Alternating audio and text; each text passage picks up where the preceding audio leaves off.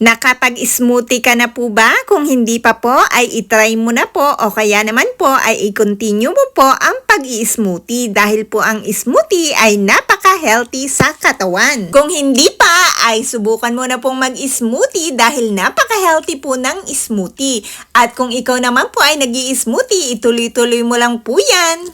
So ito po ay gulay at prutas. Ano nga po ba ang benefits ng cucumber? Increases hydration, straighten bones at ang cucumber po ay mayaman sa vitamin K. Promotes gut health at tumutulong po ito para ma-manage ang ating mga blood sugar at ang ating weight. At ito din po ay tumutulong para mabawasan ang pagkakaroon natin ng cancer. At tumutulong din po ito sa ating mga puso. At ang benefits naman po ng carrots ay napakaganda din po nito sa ating mga mata. Ito din po ay nagbabalance ng ating mga sugar at tumutulong sa pagpapapayat. At may tulong din po ito para ma-lower ang pagkakaroon natin ng risk sa cancer.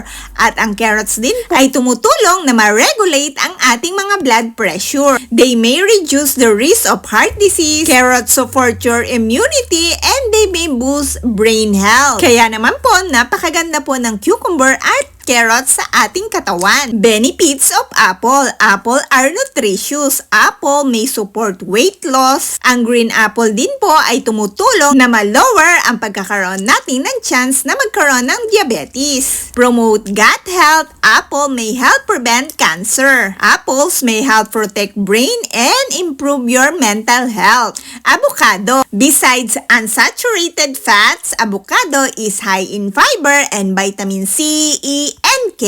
At meron din po itong provide na tumutulong para mag-produce ng healthy red blood cell. Meron din po itong magnesium na tumutulong para ma-regulate ang blood sugar level and blood pressure. At yung pong gulay na nilagay ko ay kale. Ano naman po ba ang benefits ng kale? Ang kale po ay abundance of nutrients that support heart health including potassium, fiber, folate, and calcium. And many more benefits. Kaya po, piliin po natin ang mga healthy pagkain at mga inumin para lagi po tayong healthy at long life.